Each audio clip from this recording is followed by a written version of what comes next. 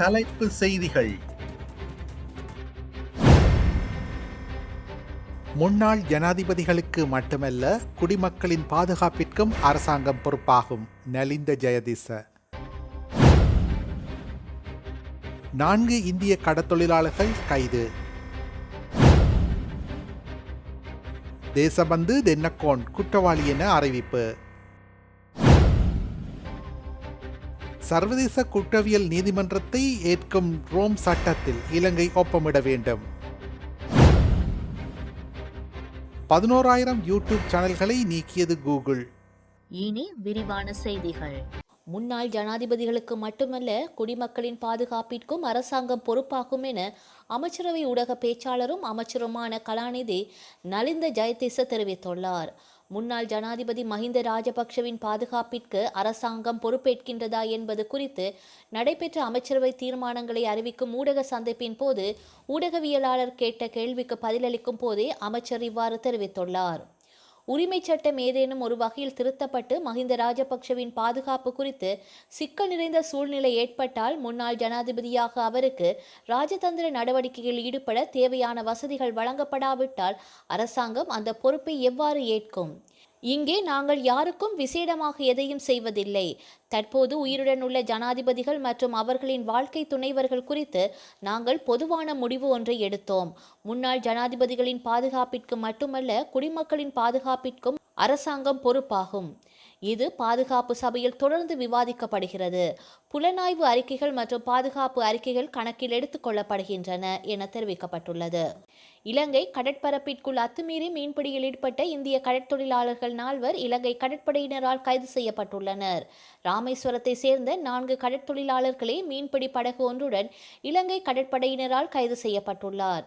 தலைமன்னாருக்கும் தனுஷ்கோடிக்கும் இடையே மீன்பிடித்துக் கொண்டிருந்த போது அப்பகுதியில் ரோந்து நடவடிக்கையில் ஈடுபட்டிருந்த இலங்கை கடற்படையினர் எல்லை தாண்டி மீன்பிடித்த குற்றச்சாட்டில் குறித்த படகையும் அதில் இருந்த 4 கடற்தொழிலாளர்களையும் கைது செய்து மன்னார் கடற்படை முகாமுக்கு அழைத்துச் சென்று விசாரணைகளை மேற்கொண்டனர். இந்நிலையில் ஆரம்பகட்ட விசாரணையை முடித்துக்கொண்டு கடற்தொழிலாளர்கள் 4 பேரையும் மன்னார் மீன்வளத்துறை அதிகாரிகளிடம் ஒப்படைக்க நடவடிக்கை எடுத்துள்ளதாக இலங்கை கடற்படையின் ஊடக பேச்சாளர் தெரிவித்துள்ளார். இதேவேளை இவ்வாண்டு ஜனவரி மாதம் முதல் இதுவரை ராமேஸ்வரத்தை சேர்ந்த 25 மீன்பிடி படகுகளும் 185 கடற்தொழிலாளர்களும் இலங்கை கடற்படையால் எல்லை தாண்டி மீன்பிடித்த குற்றச்சாட்டில் கைது செய்யப்பட்டுள்ளதாக இலங்கை கடற்படை தெரிவித்துள்ளமை குறிப்பிடத்தக்கது. பொலிஸ் மா அதிபர் தேசபந்து தென்னக்கோன் மீதான குற்றச்சாட்டுகள் தொடர்பாக விசாரணை நடத்திய பாராளுமன்ற விசாரணை குழு அவரை அனைத்து குற்றச்சாட்டுகளிலும் குற்றவாளியாக கண்டறிந்து அவரை பதவியிலிருந்து நீக்குவதற்கு பரிந்துரை செய்துள்ளதாக சபாநாயகர் ஜகத் விக்ரமரத்ன நேற்று பாராளுமன்றத்தில் அறிவித்தார். இதேவேளை குறித்த அறிக்கையை அச்சிட்டு பாராளுமன்ற இணையதளத்தில் வெளியிடவும் முடிவு செய்யப்பட்டுள்ளது. தேசபந்து தென்னக்கோனின் தவறான நடத்தை மற்றும் கடுமையான அதிகார துஷ்பிரயோகம் குறித்து விசாரித்து அறிக்கை தயாரிக்க கடந்த ஏப்ரல் மாதம் விசேட விசாரணை குழு ஒன்று நியமிக்கப்பட்டது. உயர் நீதிமன்ற நீதிபதி பிரீத்தி பத்மன் சூரசேன குழுவின் தலைவராக பணியாற்றினார். நீதிபதி நீல் இத்தவேல மற்றும் தேசிய போலீஸ் ஆணைக்குழுவின் தலைவர் லலித் ஏக்கநாயக்க ஆகியோர் குழுவின் ஏனைய உறுப்பினர்களாக பணியாற்றியுள்ளனர். இந்த விசாரணை குழு 10 தடவைகளுக்கு மேல் ஒன்று கூடி சாட்சியங்களை சேகரித்தது. மேலும் 2025ஆம் ஆண்டு ஜூலை 16 தினமும் கூடி சாட்சியங்களை பதிவு செய்யும் பணியை மேற்கொண்டது. இதன்படி விசாரணை குழுவின் சாட்சிய பதிவு பணிகள் சமீபத்தில் நிறைவடைந்ததாக தெரிவிக்கப்பட்டது. அதன்படி குழுவின் அறிக்கை சபாநாயகர் ஜகத் விக்ரமரத்னவிடம் சமர்ப்பிக்கப்பட்டு தென்னக்கோனை பதவியிலிருந்து நீக்க பரிந்துரை செய்யப்பட்டுள்ளது. சர்வதேச குற்றவியல் நீதிமன்றத்தை ஸ்தாபிக்கும் சர்வதேச பிரகடனத்தை ரோம் சட்டம் என்பர். அந்த சட்டத்தை அங்கீகரித்து அதில் ஒப்பமிடுவது குறித்து இலங்கை அரசு பரிசீலிக்க வேண்டும் என இலங்கை அரசுக்கு பரிந்துரை செய்திருக்கின்றது இலங்கை மனித உரிமைகள் ஆணைக்குழு. அந்த ஆணைக்குழுவின் ஆணையாளர்கள் 5 சேர்ந்து இந்த சிபாரிசை முன்வைத்துள்ளனர். ஐநாவில் காணாமல் போனவர்களுக்கான குழுவுக்கு இலங்கை அரசு இப்போது ஒரு அறிக்கை சமர்ப்பிக்க வேண்டியுள்ளது. அந்த கட்டத்தில் இதற்கு சமாந்தரமான ஒரு அறிக்கையை இலங்கை மனித உரிமைகள் ஆணைக்குழுவும் சமர்ப்பிக்க வேண்டும். இலங்கை மனித உரிமைகள் ஆணைக்குழு இந்த அறிக்கையை நேற்று முன்தினம் சமர்ப்பித்து வெளியிட்டுள்ளது. அதிலேயே ரோம் சட்டத்தை ஏற்று ஒப்பமிடுமாறு இலங்கை அரசுக்கு பரிந்துரைத்துள்ளது. மட்டக்களப்பு வந்தாறுமுலை பிரதேச குடிமனை பகுதிக்குள் உள்நுழைந்த குரங்கு கூட்டம் பெண்கள் மீது கடித்ததில் இதுவரை 6 பேர் படுகாயமடைந்துள்ளதுடன் குரங்குகளின் அட்டகாசத்தினால் அப்பகுதியில் உள்ள வீடுகளின் கூரை ஓடுகள் மற்றும் பயிர்களை அழித்து சேதமாக்கி வருவதுடன் மக்களை வீட்டை விட்டு வெளியே செல்ல முடியாது பீதியில் அச்சத்துடன் இருப்பதாக மக்கள் கடும் விசனம் தெரிவிக்கின்றனர். வந்தாறுமூலை பேக் வீதியில் வீட்டை விட்டு வெளியில் வந்த வயதான பெண் ஒருவர் மீது குரங்கு கடித்ததை அடுத்து அவர் படுகாயமடைந்துள்ளார். அவரின் காலில் பாரிய சதைப்பகுதி இல்லாமல் போயுள்ள நிலையில் மட்டு போதனா வைத்தியசாலையில் அவர் அனுமதிக்கப்பட்டுள்ளார். இவ்வாறு கடந்த ஒரு வாரத்தில் இதுவரை குரங்கு கடிக்கு 6 பேர் உள்ளாகி படுகாயமடைந்துள்ளனர். இவர்கள் அனைவரும் பெண்கள் ஆவர். கடந்த சில வாரங்களாக குடிமனை பகுதிக்குள் உள்நுழைந்த குரங்கு கூட்டம் வீட்டின் கூரைகளை உடைத்து சேதமாக்கி வருவதுடன் மாமரம், பலாமரம் போன்ற பயன் தரும் மரங்களின் பழங்களை, காய்களை பிடுங்கி அழித்து வருகின்றது.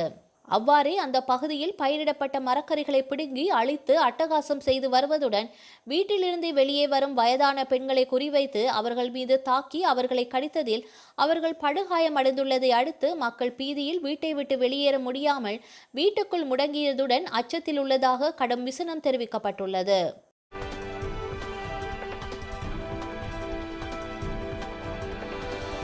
சென்னையில் தற்போது டெங்கு காய்ச்சல் அதிகளவில் பரவி வருகின்றது.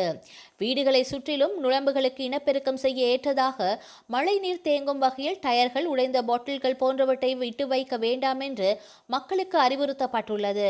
கடந்த 2024ஆம் ஆண்டு ஜூலை மாதம் வெறும் 380 பேருக்கு மட்டுமே டெங்கு பாதித்திருந்தது. ஆனால் இந்த ஆண்டு ஜூலை மாதம் வரை 520 பேருக்கு டெங்கு பாதிப்பு உறுதி செய்யப்பட்டுள்ளது.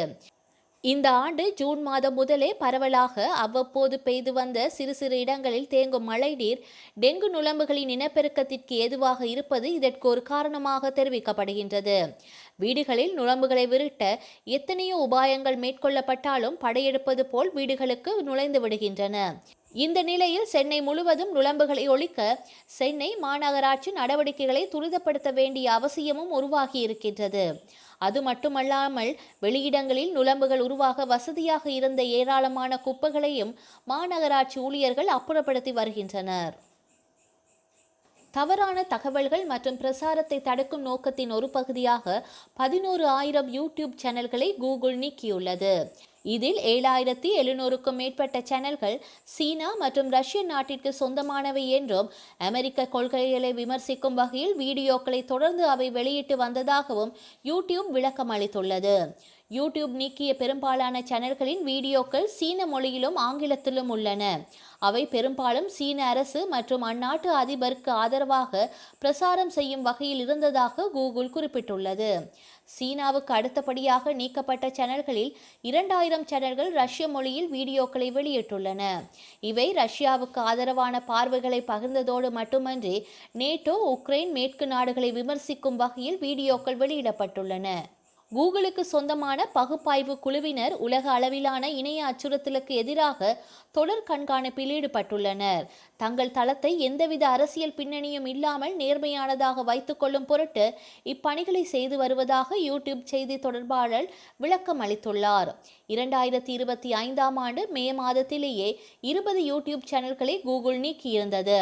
இதில் 4 சேனல்கள் விளம்பரங்களுக்குள்ளானவை, ஒன்று ரஷ்யாவுக்கு சொந்தமானது. கடந்த 2022ஆம் ஆண்டு உக்ரைன் மீதான ரஷ்ய படையெடுப்புக்கு பின்னர் அந்நாட்டிற்கு சொந்தமான முக்கிய பல யூடியூப் சேனல்கள் கூகுள் முடக்கியிருந்தது. சீனா, ரஷ்யா மட்டுமன்றி பிரசார நோக்கத்தில் செயல்பட்ட மற்ற சில நாடுகளுக்கு சொந்தமான யூடியூப் சேனல்களை கூகுள் நீக்கியுள்ளது. ஈரான், அஜர்பைஜான், துருக்கி, இஸ்ரேல், ரோமானியா மற்றும் கானா ஆகிய நாடுகளுக்கு சொந்தமான சேனல்களும் நீக்கப்பட்டுள்ளன. ஆர்மீனியா நாட்டின் மீதான தாக்குதலின் போது 457 சேனல்கள் அஜர்பைஜான் அரசாங்கத்திற்கு ஆதரவாக பிரசார நோக்கத்தில் வீடியோக்களை வெளியிட்டிருந்தன. 2025ஆம் ஆண்டின் முதல் பாதியில் மட்டும் யூடியூப் சேனல்கள், பிளாக், விளம்பரங்கள் என 30,000 கணக்குகளை கூகுள் நீக்கியது. இது பொய் பிரச்சாரங்கள் மற்றும் தவறான தகவல்களுக்கு எதிரான தொழில்நுட்ப நிறுவனத்தின் போராட்டத்தை சுட்டிக்காட்டும் வகையில் அமைந்திருந்தது. வரலாற்றில் இன்று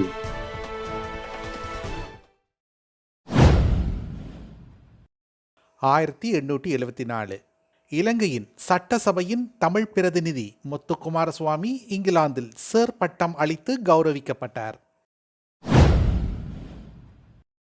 1981 இலங்கை எதிர்க்கட்சித் தலைவர் அமிர்தலிங்கத்திற்கு எதிரான நம்பிக்கையில்லா தீர்மானம் நாடாளுமன்றத்தில் நிறைவேறியது. 1983 கருப்பு ஜூலை 3000 தமிழர்கள் சிங்கள பௌத்த இனவாதிகளால் படுகொலை செய்யப்பட்டனர். 1999 மாஞ்சோலை தொழிலாளர்கள் படுகொலை. ஊதிய உயர்வு கேட்டு தமிழ்நாடு திருநெல்வேலியில் மாஞ்சோலை தேயிலை தோட்ட தொழிலாளர்கள் நடத்திய பேரணியின் போது காவல்துறையினர் நடத்திய தடியடியில் 17 பேர் உயிரிழந்தனர். செய்திகளை உடனுக்குடன் தெரிந்து கொள்ள உடனே சப்ஸ்கிரைப் செய்து பெல் பட்டனை கிளிக் பண்ணவும். மேலதிக செய்திகளை தமிழ் தாய் இணையதளத்தில் பார்வையிடலாம்.